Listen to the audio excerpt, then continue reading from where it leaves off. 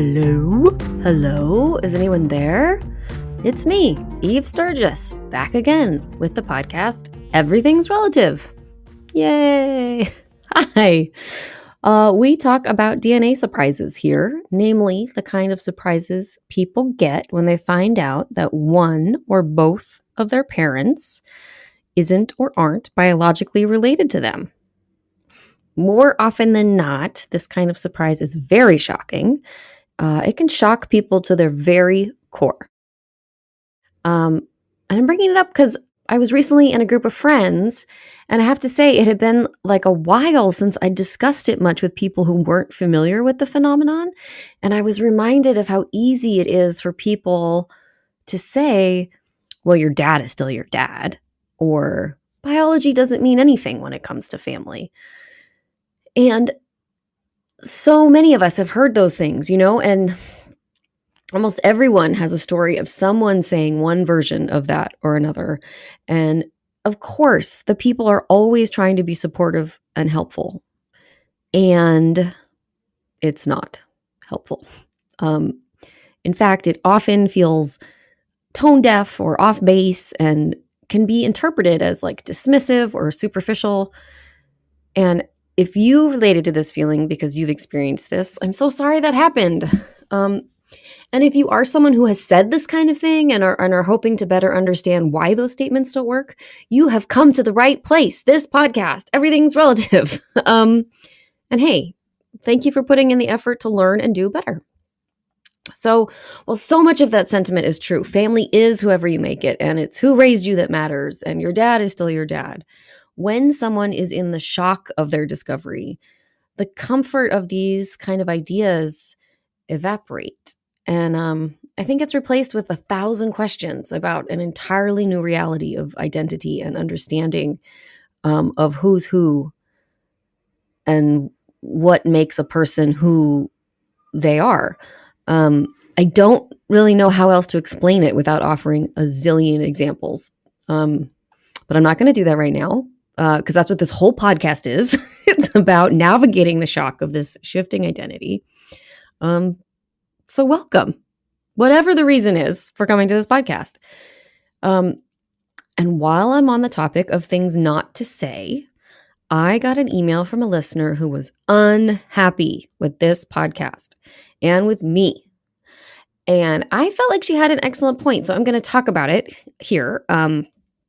So there is an episode back in season 3 called Circle Cousins. And in that episode, the guest mentions some cousins being related on their family tree, but she follows it up with a kind of offhanded comment like, but it's not like they were hillbilly cousins getting married or anything like that. And I laughed a little bit. So that's what happens in the podcast.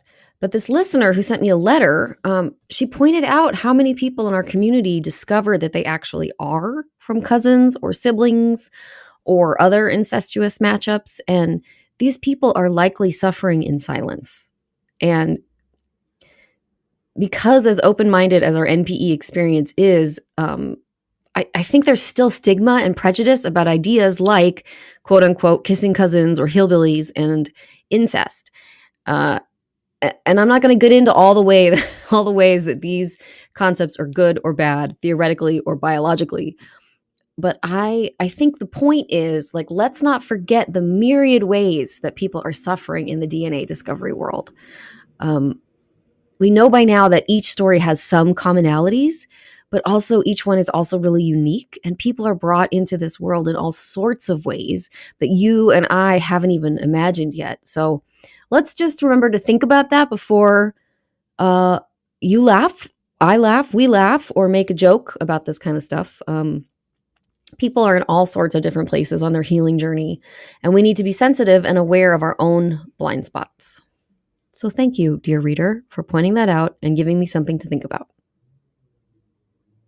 I hope I don't have any blind spots with today's guest. Matt reached out to me, like so many of you do, when he was still fresh in his discovery and had just found out about podcasts and other support resources on the internet. So he was kind of running around experiencing the sort of exciting validation of finding out there are so many people like him and experiencing the power of telling his own story. I think his story really exemplifies how complicated these situations can be and what kind of feelings about all sorts of things can come up when you discover your DNA is not what you thought it was. We had a very nice time together, and I'm just going to play it for you. Okay? All right. I'll be back in a bit. Okay. Great. Bye. Not bye. Hang around. So tell me it. I'm here. I'm listening. Yeah, I mean, this has all been pretty sudden as far as like finding community out there. I didn't know that there were a lot of people. In fact, when I found this out, I sat in a coffee shop before meeting my real family, like literally a couple of days. I'll get to that in a minute after I found out. And I couldn't find anything. Yeah. And this was just a few years ago. And I found some old articles from like the 90s where, late discovery adoptees were finding out about, their life. And I'm like, okay, well, this is going to be new and I'm navigating on my own. So let's do it, I think part of the problem, and you tell me if you agree or disagree, but for me, one of the problems is that because these concepts are not talked about or like acknowledged in general culture and the paradigm, we don't have the words for it. And so Googling, like I just found out I was adopted, surprise. Like, I don't know, like I wouldn't know how to, LDA, how would you know that there's like, oh, they call themselves LDAs and like, oh, there's a whole like language that that is not like familiar to our lexicon. Right. Yeah. And there just wasn't, I was looking for anything grasping like, hey, how do I handle this? And it's like, there was nothing out there. It was all for children's how to tell for children. Yeah. How to tell your children they're adopted. Yeah. And it's like, yeah, a little late for that. I'm 45. Right.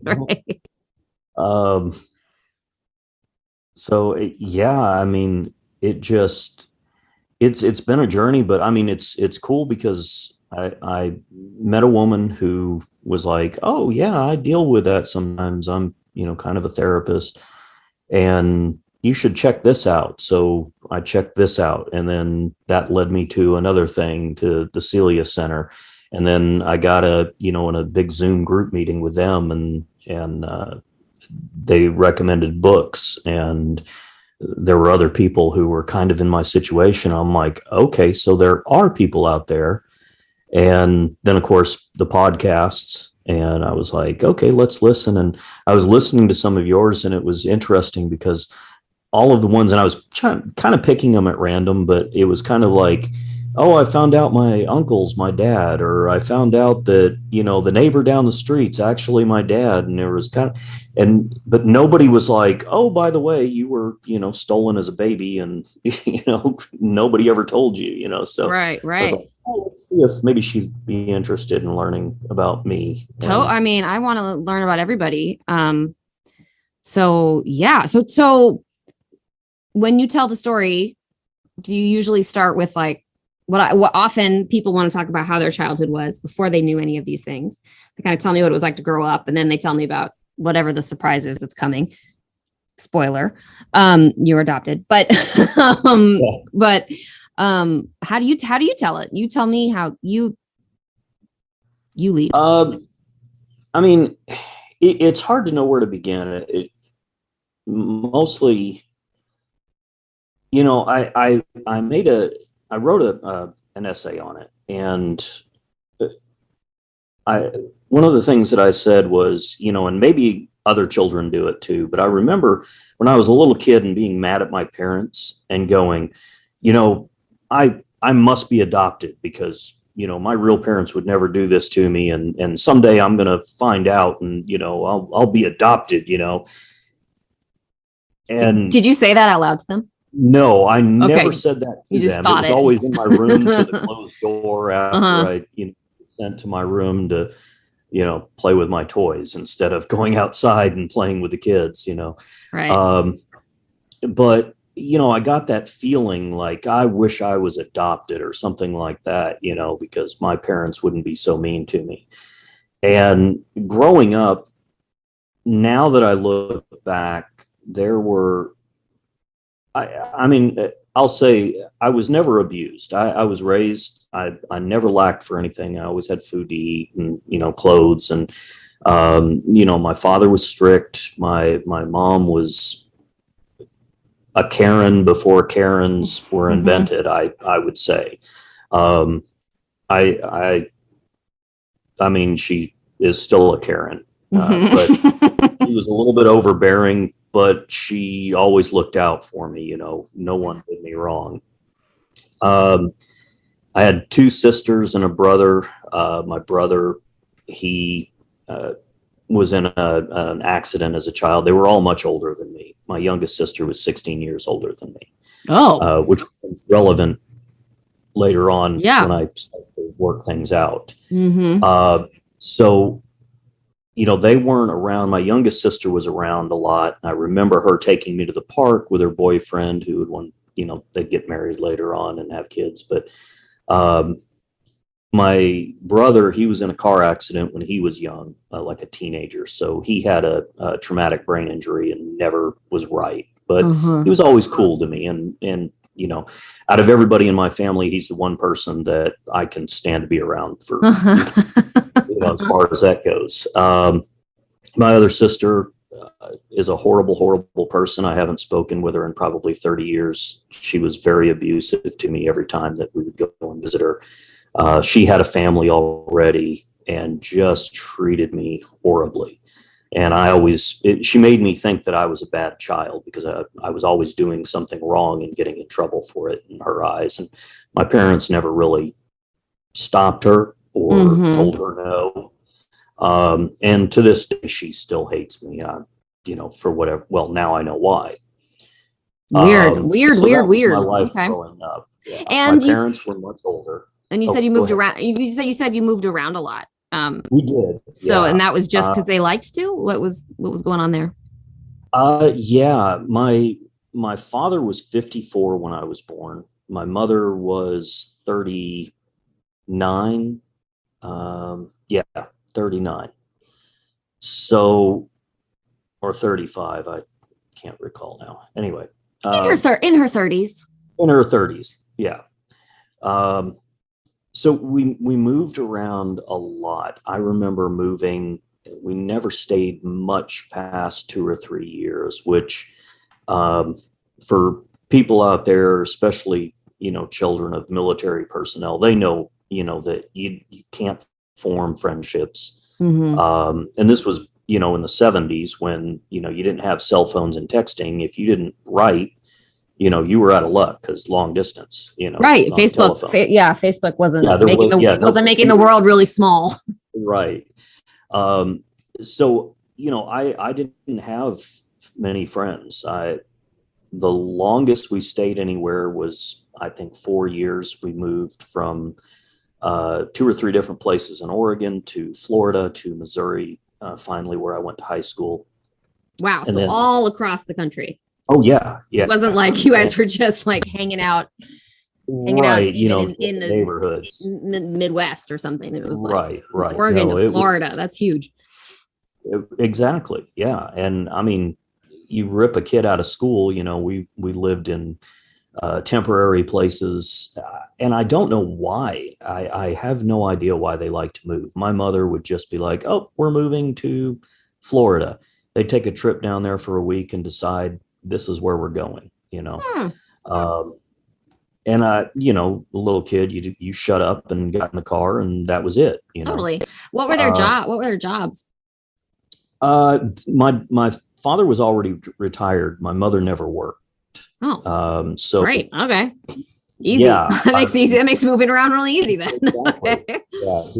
I remember as a little kid, he used to, this is back in the 70s, but he was a house flipper. He would buy a house. He would go in, he would fix it up himself, and then he would sell it. And that back then that wasn't a thing. It wasn't on TV. It wasn't, get rich quick. That was just what he did, because he had the skills to do it. So we did different things. When we moved to Missouri, we had cattle and other farm animals and things like that. And I am not a farm guy.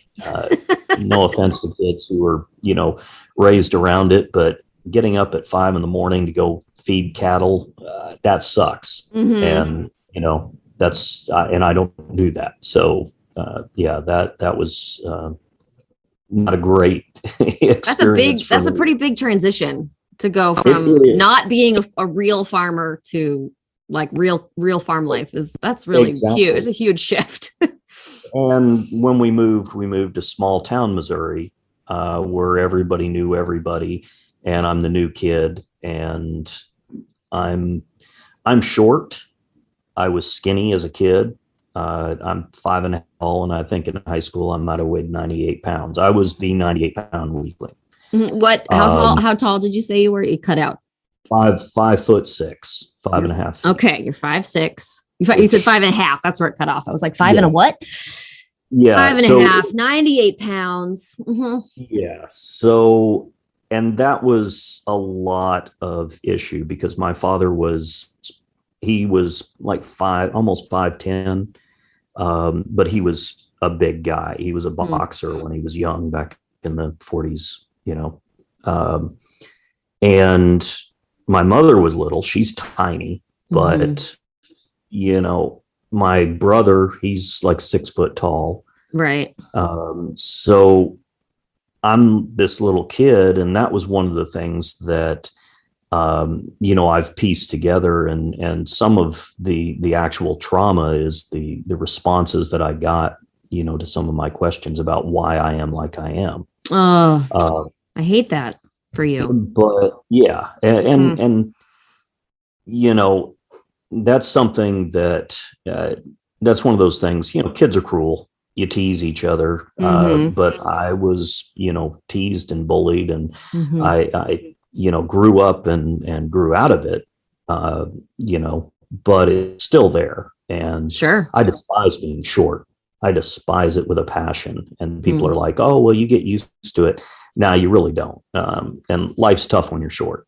It really is. Sure. Tall people, and enjoy your life. Honestly, there's a lot of preconceived notions about short people, and that I've been through all of them. So, sorry, I'm rambling here. No, but you ramble away. This is all a part of it, right? Like being short wouldn't have been a thing if it made sense or whatever, like if there's something about it, it became a part of your identity, and which is complicated further identity complications. And that's something that I learned later. I don't know that I would have been better for it, but I learned that my real family, they're all short for the most part. Most of them are short. And yeah, so not to get ahead of myself, but anyway, I grew up, when I was a little kid, there were two things that I wanted to be. One was a pilot, before I found out that I have a horrible, horrible fear of heights and flying. So that didn't really work out, but I also wanted to be a cop. From the time that I was 5 years old, I used to watch Chips on TV, original TV show. That's a pretty great gig they got. Oh yeah. Yeah. And I would see the California Highway Patrol when we drive down to California to see my parents' friends and, other family down there. And I remember getting into an argument with my dad that I was going to be the richest cop ever because I would arrest more people than everybody else. And he was like, son, it doesn't work that way. And I was like, yes, it does. You don't know. That's funny. I have a 6-year-old son, and I absolutely can imagine that conversation. And the way that little kids see the world, and that makes total sense that the more you do, the more money you make. Right. And unfortunately, that's not even close to how it works. So, But yeah, nobody else in my family. My dad was in World War II. He was drafted. Um, he was there for. I mean, it was late towards the end of the war, so it was like he was maybe uh, in like a year, before the war ended, and they tossed him right back out. Um, but I wanted to be military. I wanted to be a cop. Those were my things. I turned 16, joined I signed up for the military with my parents' permission when I was 17. I graduated high school and I was out the door and in the military. And I spent 8 years in the military, and then I became a police officer and spent 19 years doing that before I couldn't take it anymore and retired. Nobody in my adopted family was even close to that. No college educations. Most of them didn't graduate high school. So, no determination to better your life or to go any place or to see anything. And I wanted to go everywhere. I wanted to see everything. I wanted to learn, and I got to do a lot of really cool things over my career. Yeah. What branch in the military were you in? I was in the Air Force. Okay. So which is interesting. I mean, it's interesting thinking about being a pilot as a little one and then going, and yes, heights, yes, airplanes. I imagine you weren't a pilot, but it's interesting that you still sort of stuck with the theme. 98 pounds and 5.5 feet. People were telling me, yeah, it's probably best you go in the Air Force. You don't want to be in the Army, which is not true because I, got better, got stronger. Right. But yeah, so I left. I had a career. In 2013, I think it was 2015. 2015, I took the DNA test from Ancestry.com. Question before we get to that. We're right there. But after the military, you came back to the same town in Missouri, or you? No. You put yourself somewhere else? I didn't really have any place to go, but I knew I didn't want to go back to Missouri. So a friend of mine that I was in the Air Force with, he was from West Memphis, Arkansas, which, if you know anything about that area, it's a horrible area. Yikes. But yeah, he convinced me to come up there, said, yeah, Memphis is a great place. Memphis is horrible. I didn't enjoy my time there, but I spent 15 years there. So went up there. I got on a police department there in just north of West Memphis, Arkansas, and spent 15 years there. Okay, so it was a place to be, a place to settle and get your career going. And yeah, I mean, it was one of those things where it was like, well, I've never been there, so let's go there and try it out. And then I kind of got stuck. It was a lot of fun. I enjoyed it. I didn't get paid much, but I was young and I was getting to do what I'd always dreamed of as a kid. Totally. 15 years later, I decided, you know what, it's time to have some me time and take care of myself. And I moved to Western South Dakota, where I was living when kind of this journey began. Okay. Met an ex-girlfriend there, and she convinced me to move with her to northern Maine. So I lived up there for a couple of years. But yeah, that was right around the time that I got started. And I'll say this just to preface it before we talk about the DNA results. But I was raised. My father was half Jewish, half kind of Swiss German. My mother was or is Italian, Native American, and I think some Scottish. Okay, so this is how I was raised. I'm proud of all of that. Right. Took the DNA results, and I am whiter than white. I have no Native American, no Southern European. It's all um, Welsh, Irish, German, and then fully half Jewish, which was kind of like, well, I don't know a lot about DNA, but I know that if my father was half Jewish, I'm not going to be half Jewish. Right. So the first thing I did was call my mom, and I'm like, hey, I thought you said we were Italian. And she said, well, yeah. Like, no, because I'm not Italian. And if I'm not Italian, you're not Italian. Well, that's what I was always told, and still would not come off of it. Of course. Question, why did you take the test? I have always wanted to know. I love history. So I've always wanted to know where my family was from. I wanted to know how far back we went, because my father's side is from New Hampshire and the Boston area, New Hampshire. They have a house that was built in 1790 that is just, ancient. So, yeah. Okay, yeah. I mean, like, even just saying, like, I'm a history guy. Like, I understand. Yeah, you love history. That makes. Yeah. So, I mean, I wanted to find out, and so for whatever reason, and I don't know if it was just denial or what it was, I was just like, okay, well, she's not what she says she thought she was. Can't ask my dad because, of course, he's gone now. So I started tracing family history on his side. I was going to do his side first and then swing back around to her side. And I managed to find out a little bit of disturbing stuff. He had a whole family before us. He had a wife and kids. Your dad did? Yeah.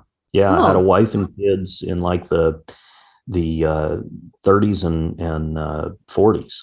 Whoa. And I actually reached out to one of his, what would have been his grandkids, the son of one of his kids, who was older than me. He was, in his 60s.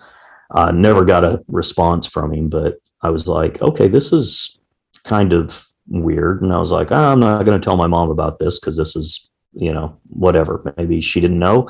Maybe she did. But I managed to trace, that side of the family back to like the 1670s, 1700s, ancestors that were in New Hampshire during that time. And I was like, wow. And they were, farmers, and, not anybody rich, they were all poor, but, still, to be go back that far in, the US is pretty impressive. Totally. You are American. Right. So I have a whole family line, listed out. I'm getting all these names and these documents and things like that. And I'm like, wow, this is so cool. And then I put that away for a little while. I was concentrating on work. I was kind of getting burned out. So I was like, you know what, I'm ready to go. I'm ready to leave law enforcement. And at that time, my ex, who was a surgeon, she was like, well, she was working remotely. Not from home, from South Dakota. She was in Maine. Right. I was going to say that's like pre-pandemic remotely, like what we mean before everybody started working from home. Right. So she would travel up there. Yeah. And she was like, look, there's a college up here. You could go up here. You've always wanted to, go to college and finish your degree. And you could come up here, and then get a job doing something else, So I was like, okay, let's, do this. So I left law enforcement, went up there, went to college, and I started swinging back around as I was doing, some of the coursework. I was swinging back around to, I really want to find out some things. And what really did it is I found out I was diabetic. Oh. Now, I'm still, I'm not huge. I'm a small guy. I was 98 pounds, but I haven't gotten much bigger than that. I'm about 145 pounds, which is normal weight. So I was in decent shape, drank a lot of soda, ate a lot of sweets, things like that. But, nothing that, would cause me to just overtly be diabetic. It wasn't obvious. It wasn't like, Right, of course right. you're a diabetic. Yeah. Yeah, exactly. Right. And they're like, well, this is all genetic. And I'd been told things like that before, high cholesterol, high blood pressure, all genetic, because I always stayed in shape. And nothing like that on my side of the family. My father died of cancer, so I did have a history of cancer. Okay. So every time that I'd go to the doctor, every time that I'd do something else, every time I'd have a health screening for a job, do you have a history of cancer? Yes. And now that's always going to be in the back of my mind. That's a worry. Hey, I could get cancer and die. This sucks. As it turns out, no history of cancer in my, but there is a history of other things that I have, so I'm pretty pissed about that, honestly. I can tell.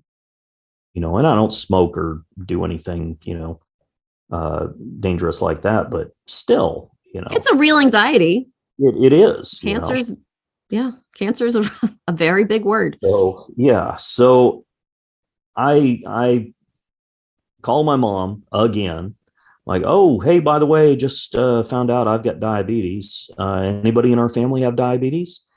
No, I don't think so. Nobody on my side. I don't think your dad had anybody on his side. And I'm like, at this point, future me is going, just why can't you just say it?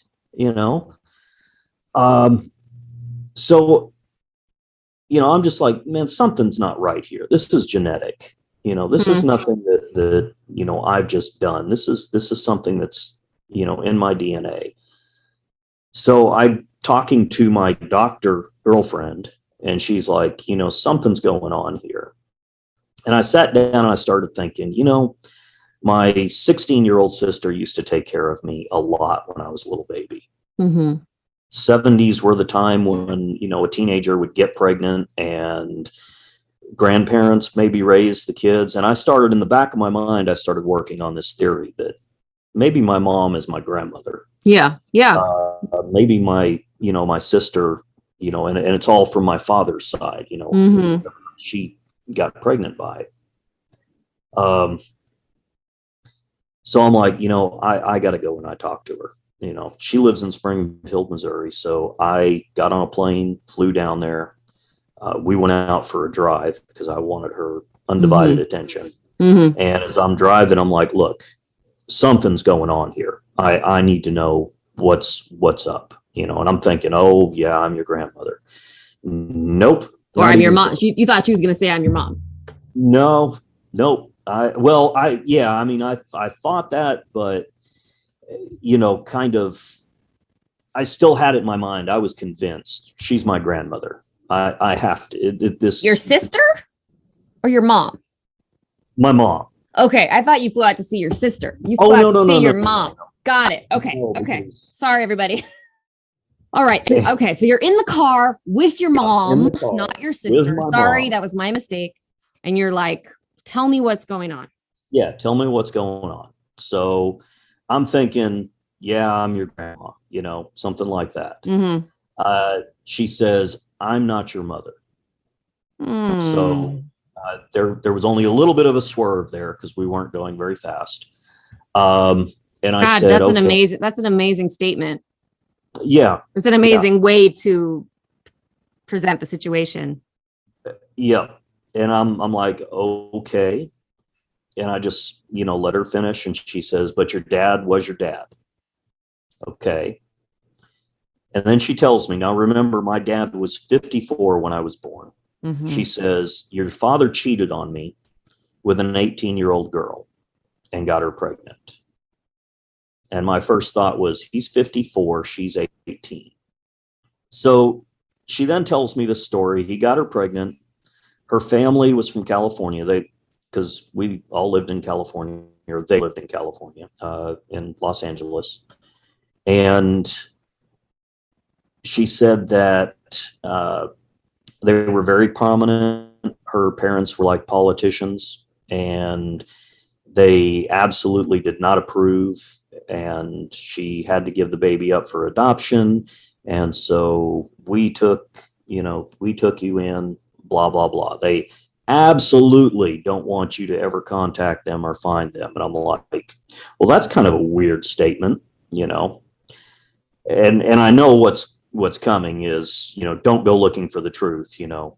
Right. And I think part of it was, I think she thought that I would uh, suddenly leave her. You Mm-hmm. know, you're not my mom. See ya. I mean, So I that's such a common anxiety, I think, that parents experience, that is what motivates that. Like, don't go looking. Is right, exactly. happens all And the time. Yeah. my first thought was, I was a police officer for 19 years. You're damn right. I'm going to go looking. But, you know, again, was he? So I drop her off at her house. I go back to my hotel room and I just had a freak out. I mean, just worst anxiety attack I've ever had, I think. Um, I was like, my first thought was, who even am I? Mm-hmm. Was I born on the day that I was born? Uh, is my name Matt? You know, is my name Matthew? No, it's not Jackson. Is it Matthew? You know, do I have, you know, other family? You know, what is going on here? Um, so I was like, you know what? I called my now ex, my Mm-hmm. girlfriend at the time, and she's like, you know, if we have to get a private investigator to you know, hunt things down, we'll do it.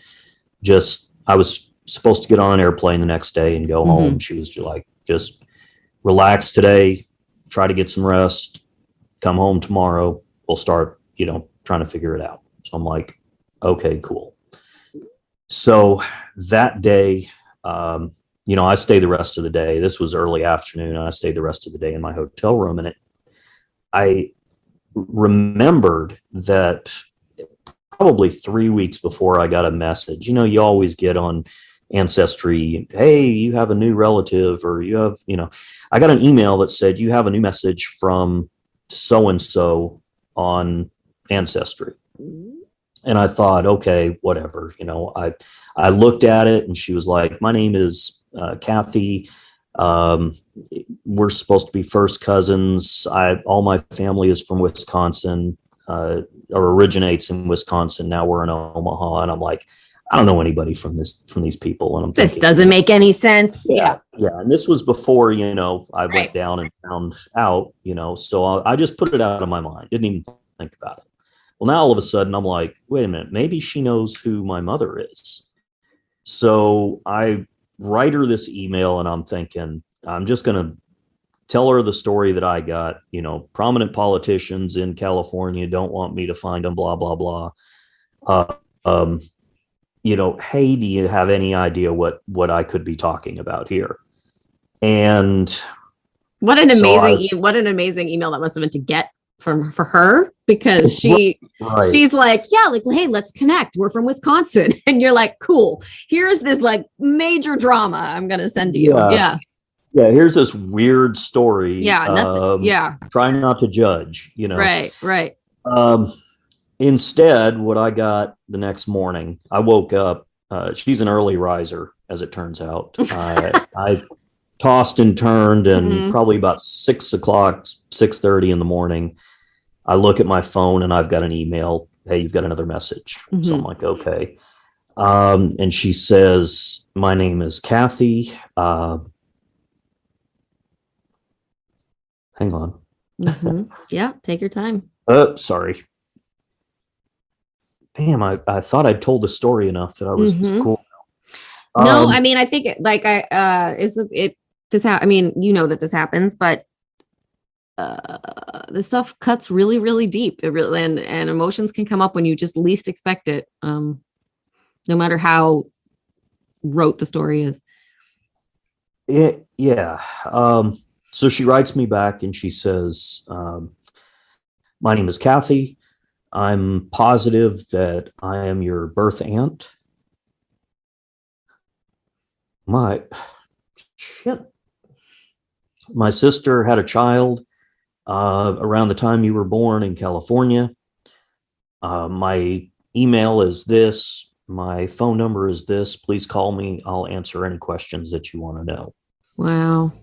And I'm like, okay, so 24 hours ago, I didn't know what was going on. And now I have a link to, one of my birth parents. Like direct. That is, Yeah. yeah. Yeah. I mean, hey, no investigation needed. You're like, I'll put my like, fingerprint kit away. Right. I couldn't believe, how fortunate I was. Just like, wow, I only get to be anxious for 24 hours. Awesome. So I write her back and I'm like, yeah, okay, let's do this. I'm like, is it okay if I call? Because typing right now is insane. She was like, yeah. So I called her and she said, your mom was an 18-year-old hippie. She moved away from Omaha to, see the world, moved to California, got pregnant. She said that they'd been looking for me for about 30 years. Oh my God, Matt. That her mom had actually posted, or my mom, my real mother had actually posted on some old message boards, at the start of the internet. Some old message boards about adoptions. Hey, my name is Liz. I had a little boy named Matthew. If you're looking for me. She had no idea I didn't know that I was adopted. She assumed I just didn't want to talk to her. So this was 35 years. She convinced me, because I wasn't going to ask. Kathy convinced you? Kathy. Kathy convinced me that Liz, my mother, did want to talk to me, and I got to talk to her. So we chatted. Same day? Same day? Same day. Jesus Christ. Jesus Christ. Yeah, I know. Wow. Right? Yeah. It turns out. So here's Kathy lives in California. She was just happened to be home visiting her mom, my grandmother, and her two sisters, my two aunts, or my mom and my aunt. And she just decided, you know what? I'm going to stay an extra week. And this was like 4 days before I contacted her. I'm just going to stay an extra week. I feel like staying an extra week before I go home. And she got the message. She was right there staying with her sister. Oh my God. I can't handle this. So, wow. I mean, I'm just like, okay, so I'm going to talk to this person that is my real mother. So I talked to her. She tells me a little bit about what's going on. She's like, yeah, I think it was probably about 10 years ago, the last time that I spoke with your father. Oh my God. Oh my God. Yeah. You're still not even home. Are you in the hotel? You're in the hotel room? I'm in a hotel. Yes. Yeah. So like, you're not even with your girlfriend. You're just like solo experiencing as the world continues to just implode and spin in all sorts of different directions. I am literally pacing back and forth in about a 6-foot area in front of between the TV and the bed in my hotel room. Every now and again, walking over and looking out the window, and then walking back and forth some more. Just to double check the Missouri parking lot. Looks the same. Yeah. Yes. Yeah. So I'm like, okay, so now I have a living father. And a mother. And so I start getting a little bit of the story. Yep, she was 18. She met another hippie. And she gets pregnant. Well, she is ashamed to go home. She doesn't know what to do. She can't support me. Now, I'll say right now, I am not bitter in the least about being given up for adoption. Not bitter in the least about being adopted. I didn't come from an abusive home, with the exception of my sister, who was an asshole. So I'm not upset about any of that. Just about being lied to for so long and sure, being kept from me. And there's more to that here coming up. But she didn't know what to do. Well, her my father belonged to this shady church. And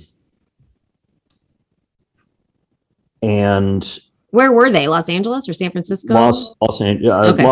Long Beach, actually. Okay, I was just trying to imagine like which hippie kind of crew they were sort of circling. Right. Okay. But he talked her into giving me up for adoption.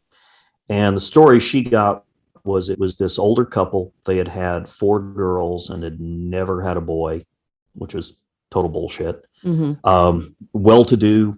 They were going to put me in the best schools. I'd have a good education, which, was important to her. And talked her into giving me up to these people. So at 2 days old, the day after I was born, my birth parents, or my birth mother, was still in the hospital, said goodbye, and I was whisked away from the hospital and taken directly to Oregon, where some shady doctor up there who was involved with this church, wrote out an affidavit of live birth. And, I was never going to be told. So, wow. Now, the reason I know that this was all illegal, I have 2 birth certificates, one from the state of Oregon and one from the state of California. And in an adoption, they would normally be, I assume, sealed. $54 for an overnight shipping from the county of Los Angeles.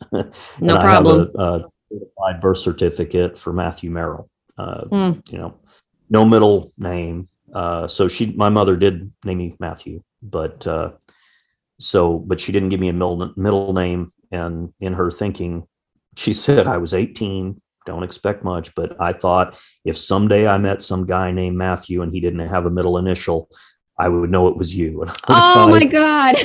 That's so awesome. That is so sweet. And so like totally an 18-year-old's logic of like, I've got this figured out, like the best clue ever. But yeah, so I was given a middle name after, I was taken up there. But so yeah. So I got, I didn't get all of this so far, but I was, I talked to them and they said, well, when do you have to go home? And I was like, well, I'm getting ready to fly out. I was actually flying out Monday morning. I take that back. I was flying out first thing Monday morning, and they said, don't go. We'll come down and pick you up.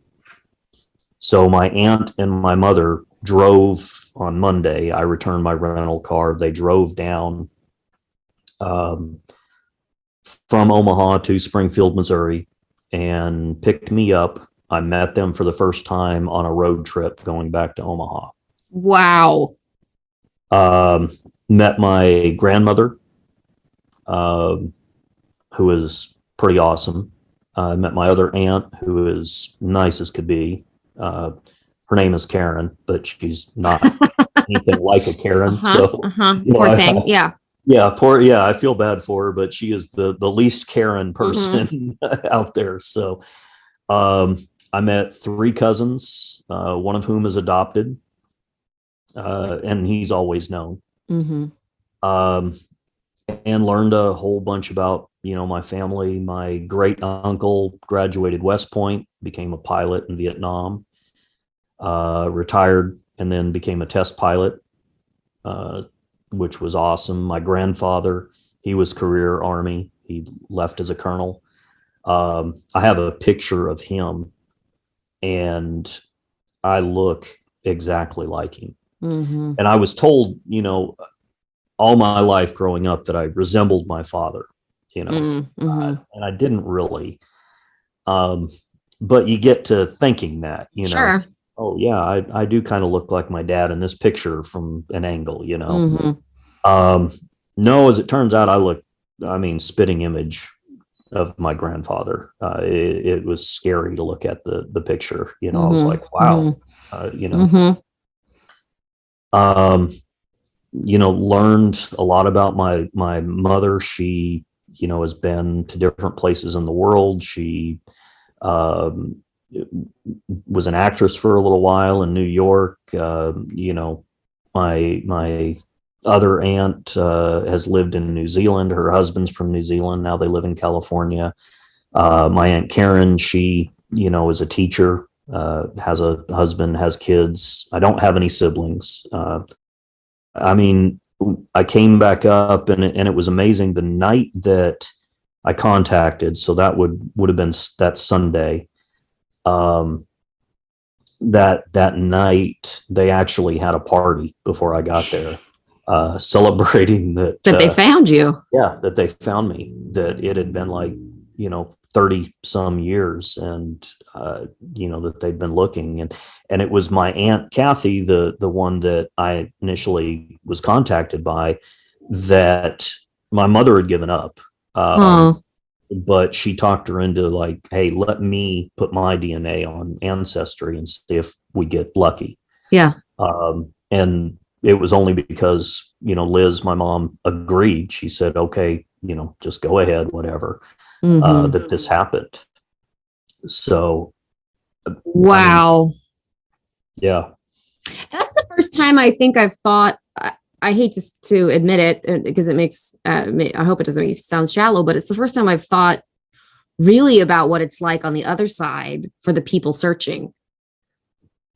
And that you showing up would, for them, is like the end of this saga.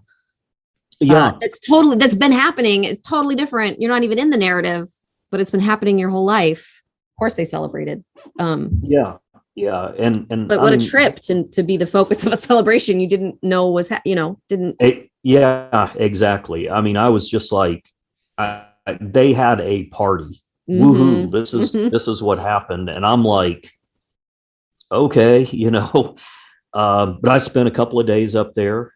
They took me around. I met people. They were all so happy to see me. And then I flew back to Maine and kept in touch with them every day.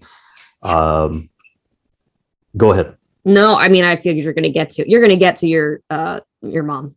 So, I mean, eventually, well, I never told her. My mom,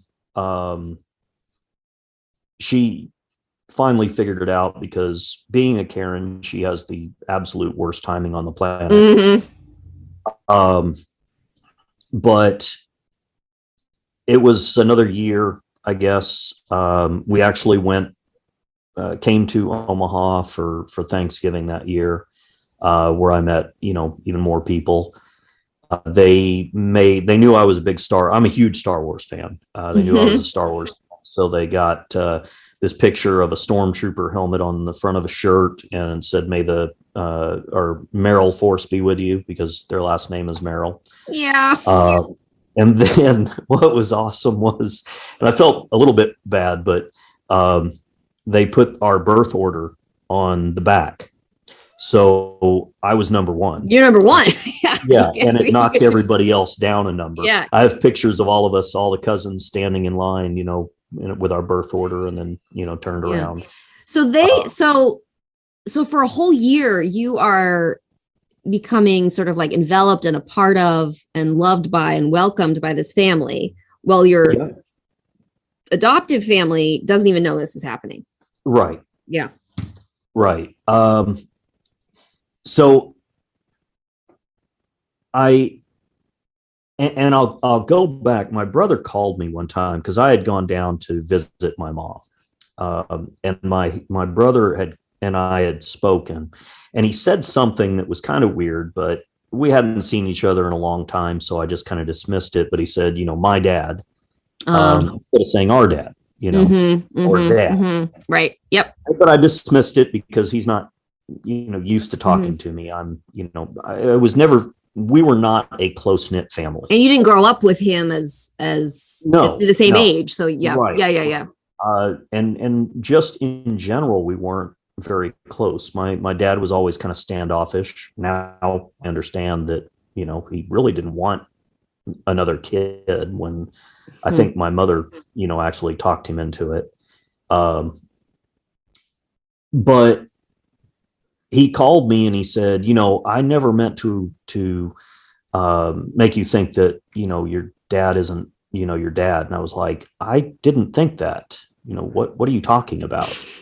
And he's like, oh, I thought maybe you misunderstood something I said. And I was like, no, not at all. And around that time, I think my oldest sister, the one that, is such an ass to me, I think she figured out that the story that everybody was given about my dad being my dad, she figured out it wasn't true, and she started making trouble.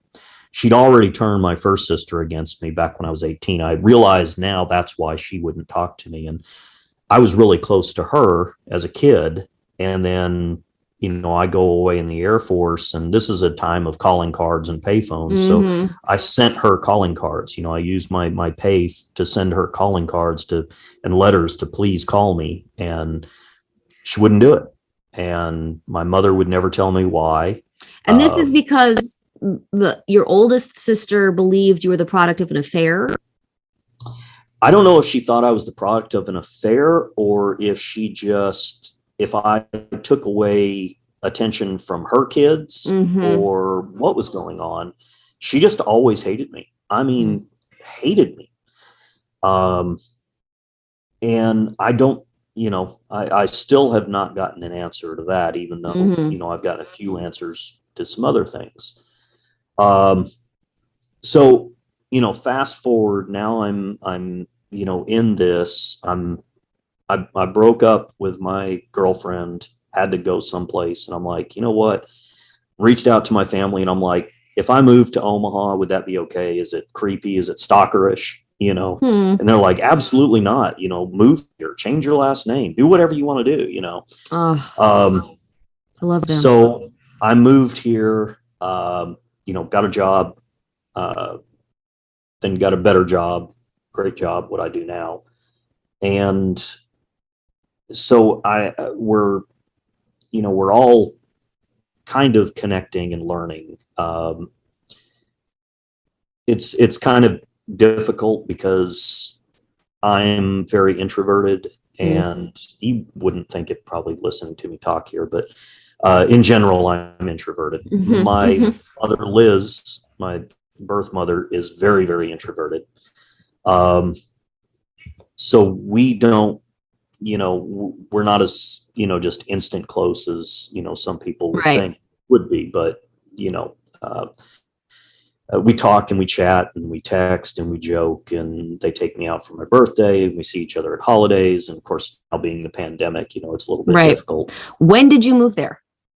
I moved here in 2018. So I've been here 3 years. Right. Okay. In the blur of it all, I sort of forgot that this was all still fairly recent. Like, this is all still very recent history, that this was all going down.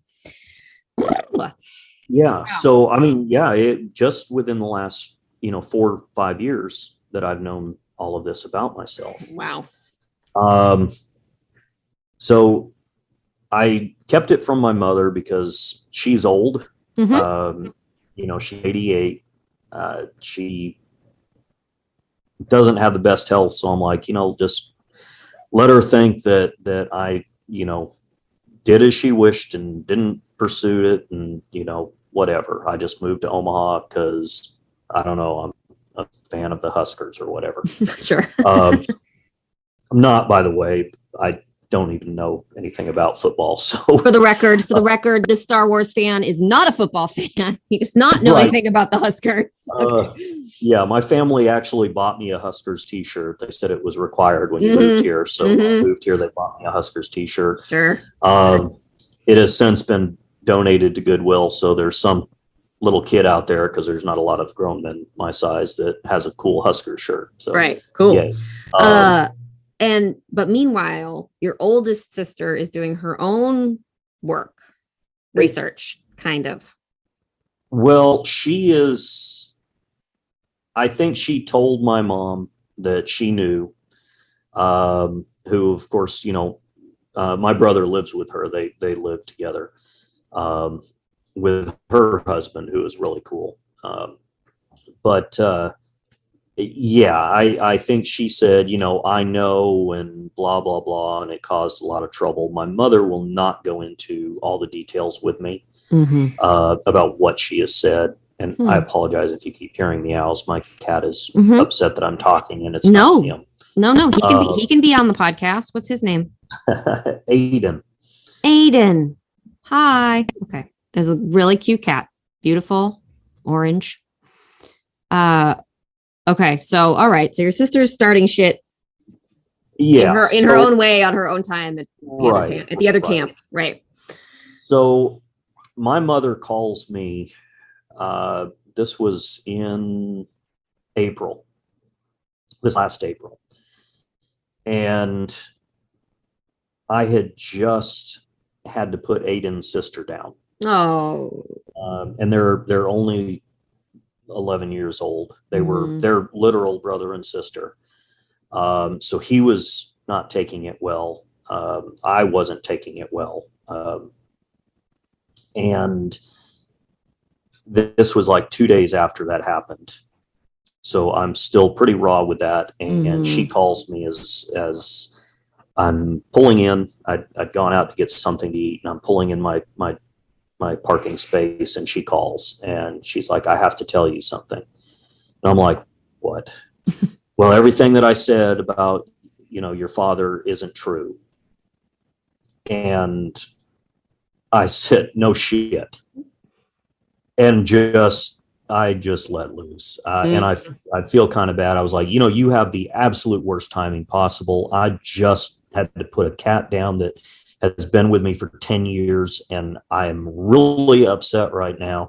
And you're going to tell me that, oh, by the way, I've been lying to you not only for 45 years, but then only gave you half a story. I Mm-hmm. said, I was a cop for 20 years, 19 years. I am well aware of where my family is. As a matter of fact, why do you think I moved to Omaha? I'm right here with them. I've met them.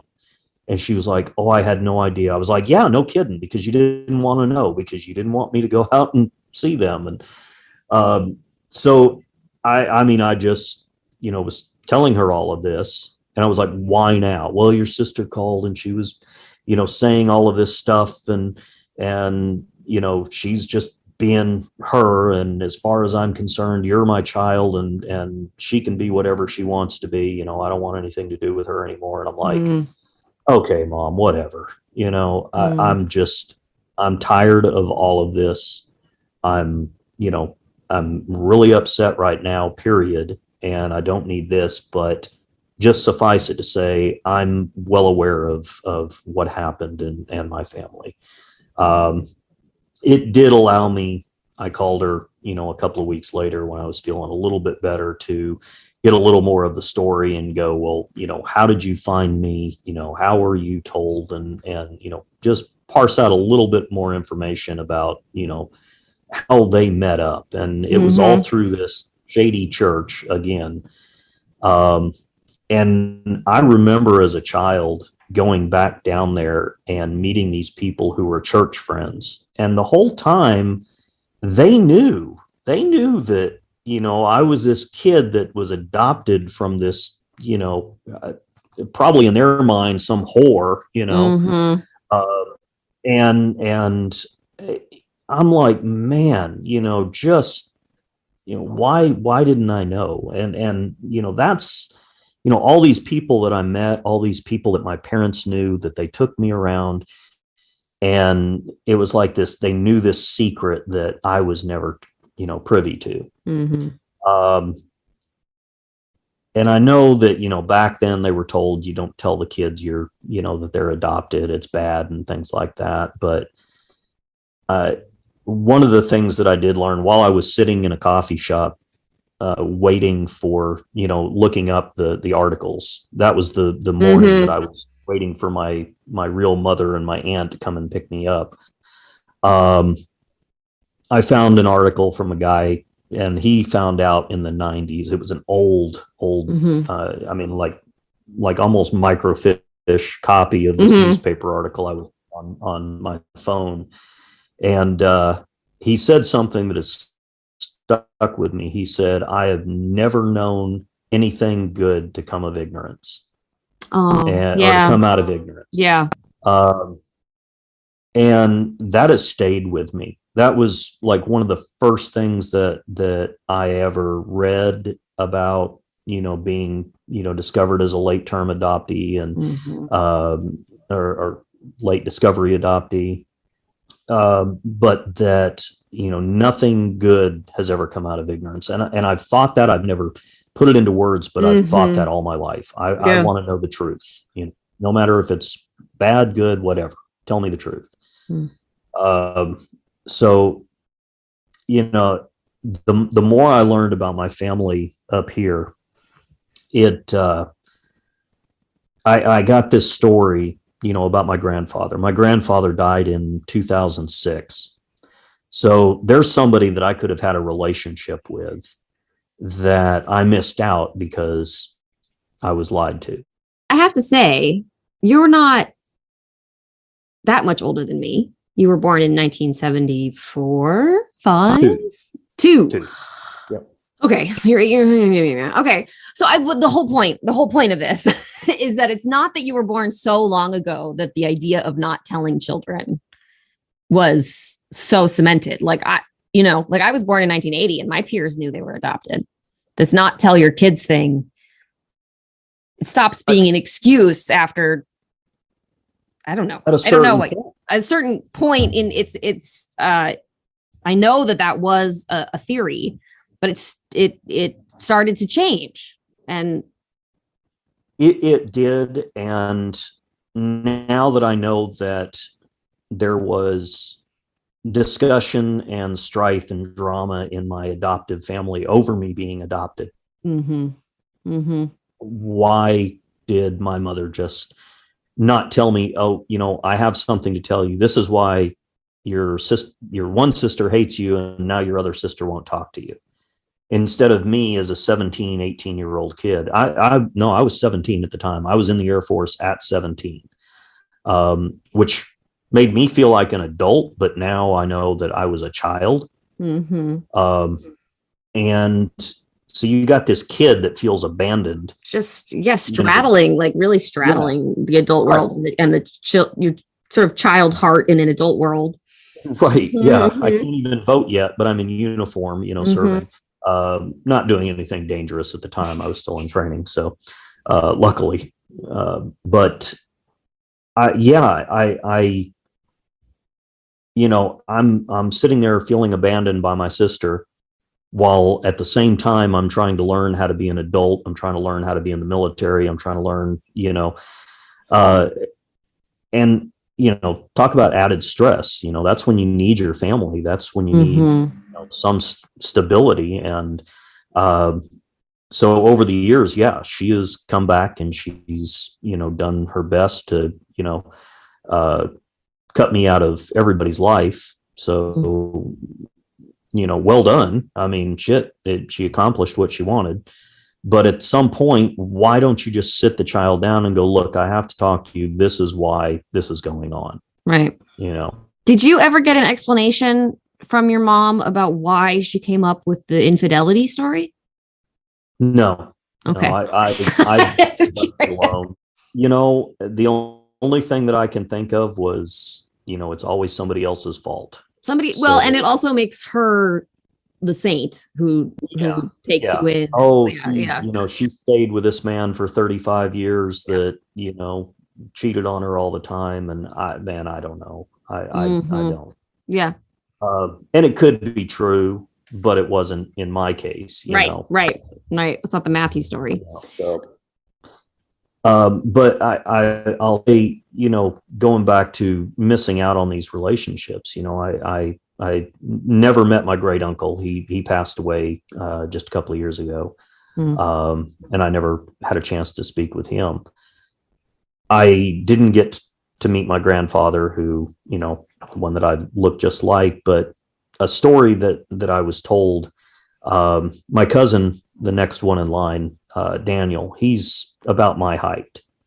And at some point as a child, he was getting teased about, being short, and, it was really, hurting his feelings and things like that.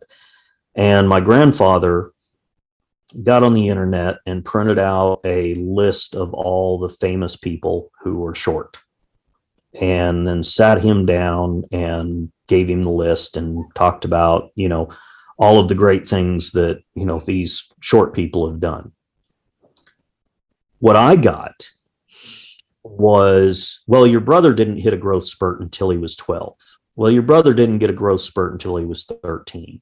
Your brother didn't get a growth spurt until he was 16. And then it was 18.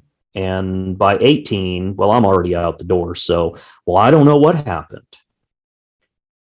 And so I keep expecting as a child, I'm keep expecting someday I'm going to be taller, and then I won't get teased as much.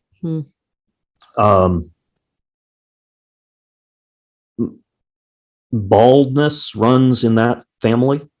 My father was bald. My brother lost his hair. My mother thins.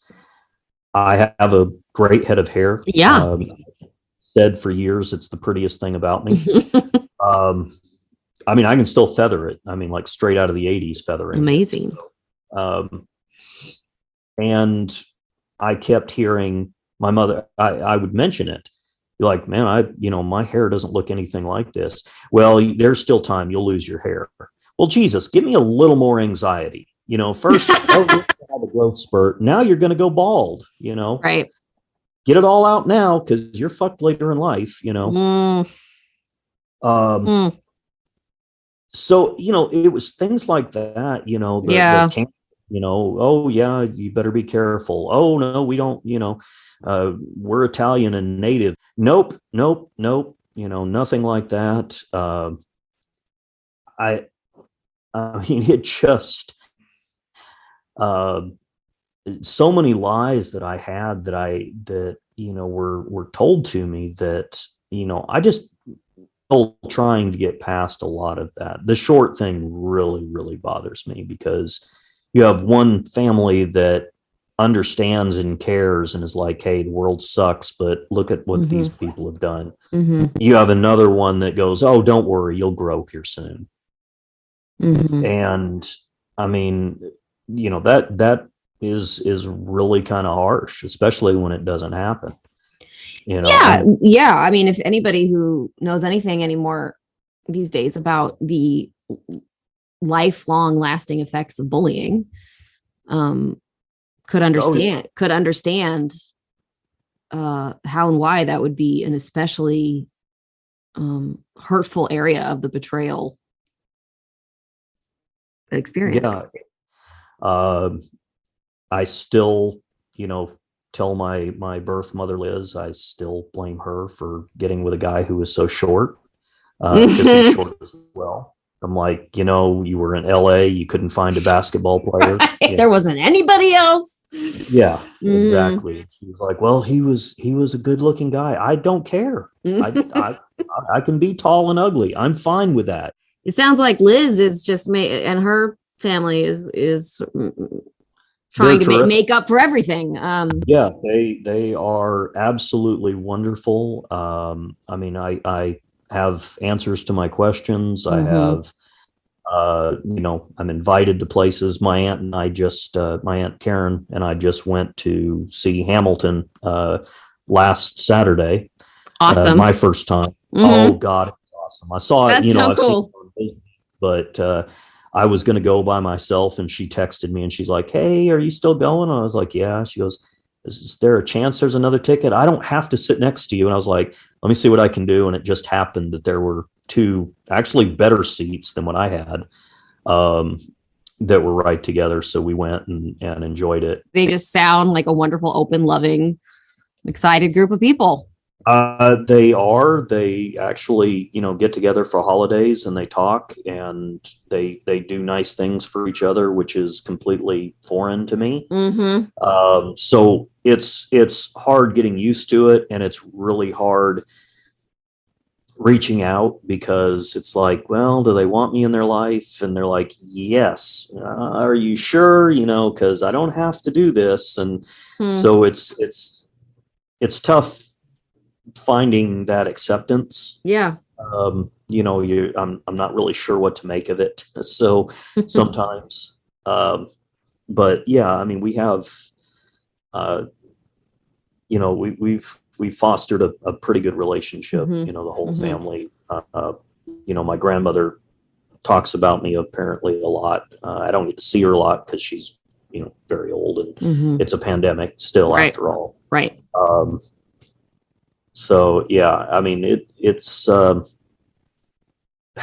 a wild ride, man. I kind of feel exhausted for you. Like I'm just like, wow, this is really a lot.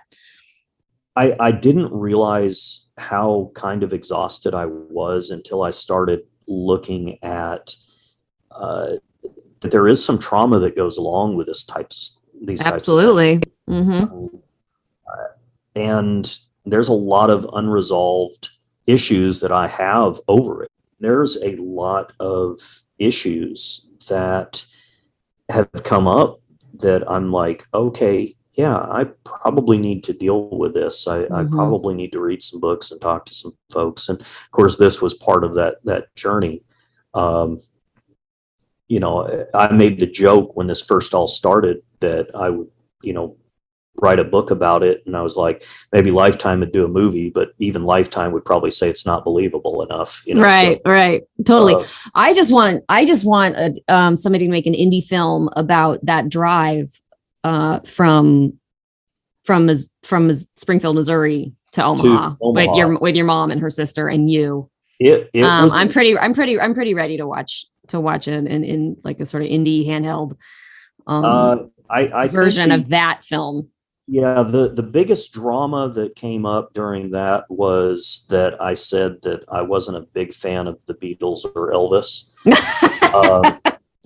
And if I hadn't been driving, I think they would have pulled over and said, nice to meet you, and left me on the side of the road. But, that was just, different generation. So I had to. I have. All right. Seems like you guys have been able to bridge that difference. Yeah, exactly. We just don't talk about it anymore. Right. Don't bring it up. And so I love that you're here telling this story. And you didn't even know this, but I've sort of set the intention to start and to try to include more of the adoption community within my project. So it's wonderful for that you came into that. And I'm just curious, are you still like sort of nurturing support for yourself are you still going to groups, or do you have a therapist, or what are you doing? What are you doing for yourself? Yeah. What are you doing? I've attended a couple of the online sessions from the Celia Center, which have kind of opened the door for me. I am reading a couple of books, Primal Wound, and then the other one that she wrote, Coming Home to Self. I haven't started that one. Yeah. So those are, those, just the thought and the theory behind the Primal Wound is something that I'd never considered. And I'm like, oh yeah, that could, that's, I'm kind of a skeptic anyway, but I'm like, that could actually be a thing, I think she's got a very valid point there. And 9 months in somebody's womb and you're ripped apart, kind of leaves some issues. Yeah. Yep. So, and not the least of which I think, it probably can contribute to some health issues besides just, I haven't gotten that far in the book. She may talk about that, but just besides mental issues and things like that, I think probably it could be, contributed to some real issues, health wise as well, physically. But,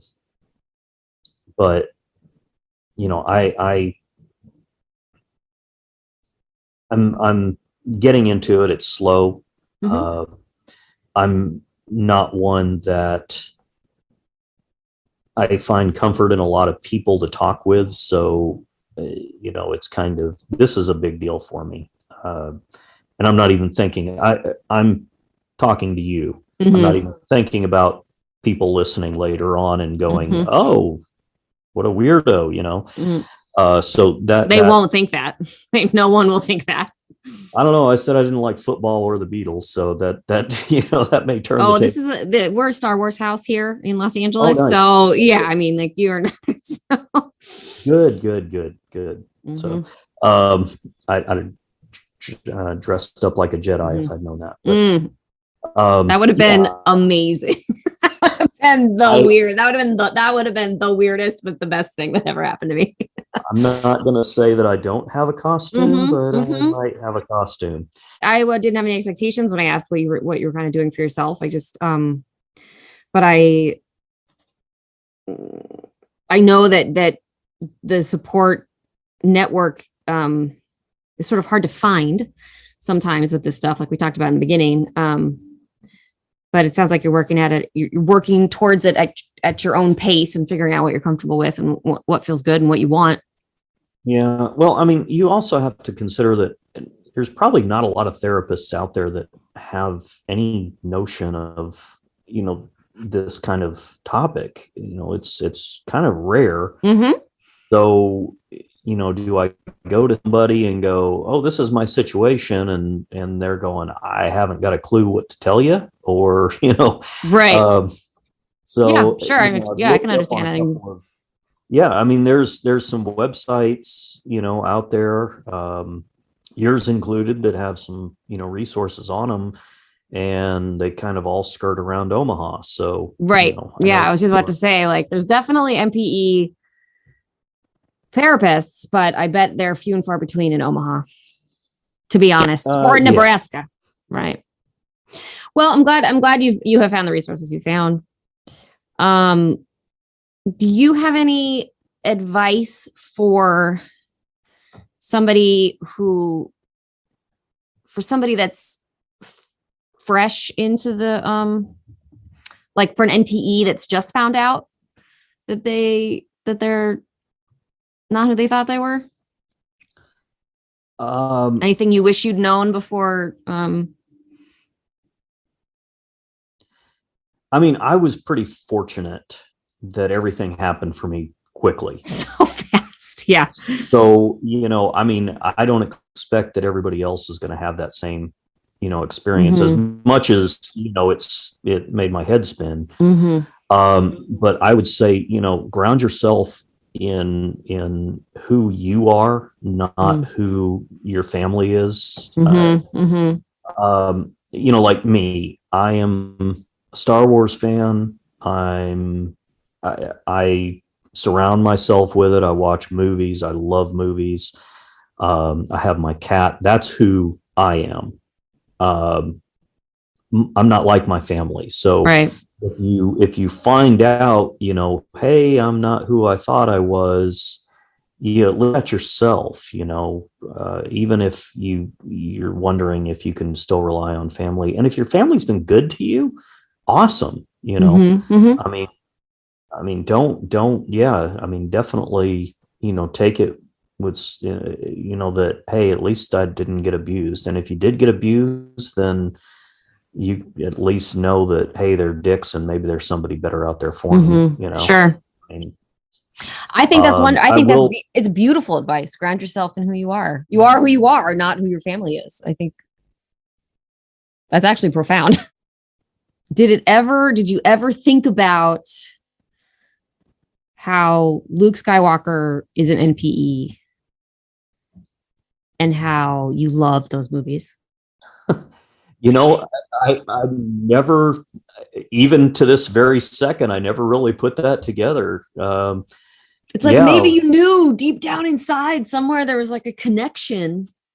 I mean, he always knew that he was adopted, you know? Yeah. So, I mean, well, raised by his aunt and uncle. Right. But yeah, that's awesome. I never even thought of that. That is so cool, you know? I mean, it kind of puts me into perspective. At least I wasn't hanging off some big tower, you know, when I found out who my parents were. Totally. At least your dad, yeah, like totally. Like your bio dad is like annoying and Baptist and evangelical, but at least he's not this like evil overlord over the whole galaxy. Wow. No, that's awesome. Matt, this was so awesome. I'm so glad that you got to talk to me. I'm so glad we got to connect so soon. And thank you for your like vulnerability and willingness to share your journey. That you're even still on. You were on and you are on. I'm so glad you had the instinct that sharing it would be beneficial, not only to you, but I think it will be good for everybody to hear. I mean, telling it for myself and getting it out there and being able to go back later and listen to this and going, I mean, I'm sure I'm going to, critique myself harshly, but it does help. It makes me feel better to actually tell other people. And it's like, out there now, people will know, and that's important. Yeah. Yep. Good. And I hope, God, I just want or look forward to the day that the information about the damage that the secrets do just gets out. I just look forward to a day when everybody knows that. Nobody would, and people, I look forward to the day when people are like, of course I wouldn't lie to my kid. I don't know if that's happening, but that's coming. But I wish the information would spread further and faster. Yeah, that would be awesome. Thank you so much. No, I really appreciate it. This is the first podcast I've ever done, so it's kind of cool. Good. I know there's a lot of them out there now, but I'm like, yeah, I did a podcast. I did a thing. Yeah, you totally did a thing. You did a thing. You were great. I would never have known it was your first time. All right. Keep in touch. Goodbye, Aiden the cat. I want to thank Aiden the cat for allowing Matt to pay attention to podcasting with me for a few hours. I know that was hard, but Aiden, you just have to trust that your feline sacrifice was well worth it for the human population. And of course, I want to express huge gratitude to Matt for reaching out and spending time with me to navigate this experience. His story certainly has some twists and turns that I think aren't that uncommon, especially in the late discovery adoption world. Although I don't know that for a fact. What I'm thinking about is the strange sensation of learning about people who have known all along about you. I don't tell my story really on this podcast very much, but let's just say that I especially relate to that bonkers concept. You know what else is bonkers? We've come to the end of another episode, and this is the part where I tell you to follow me on social media at Everything's Relative Podcast. Please support me on Patreon for as little or as much as you'd like. I'll give you goodies and invite you to special things. If you have a story, a question, a complaint, a compliment, or anything else you want to connect about, please email me, eve@everythingsrelativepodcast.com. Review my podcast on your listening platform. Give me some star reviews and hammer out a sentence or two. And come back next week. I'll be here with more to talk about. Thanks for listening. Bye-bye. Don't forget to let the dog out before you go to bed. Everything's Relative with Eve Sturgis is produced by Eve Sturgis and Kaylin Egan and edited by Joy Rumo. Logo designed by Ivy McNally, and music is used with permission from Goodbye the Band.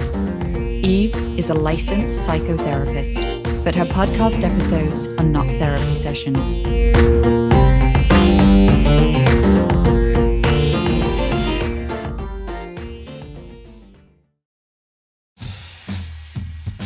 Have you ever encountered an unexplained hairy bipedal hominid in the woods? Have you received telepathic messages from an unidentified aerial phenomenon? If so, then you need to listen to Bigfoot Collectors Club. I'm Michael McMillan. And I'm Bryce Johnson. And together with super producer Riley Bray, we make up the Bigfoot Collectors Club. That's right. Every week we talk to actors, comedians, writers, and paranormal experts about their personal paranormal histories and share stories of high strangeness. Like the time when we talked to Craig Ferguson about the Loch Ness Monster and when a sea witch told him he had raven magic. Or the time I asked Pitch Perfect's Anna Camp her opinion on cattle mutilations.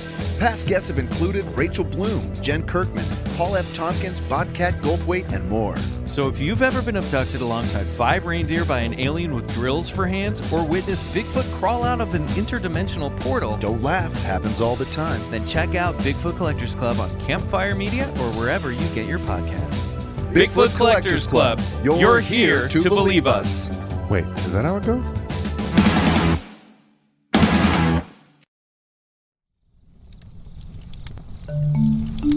Campfire.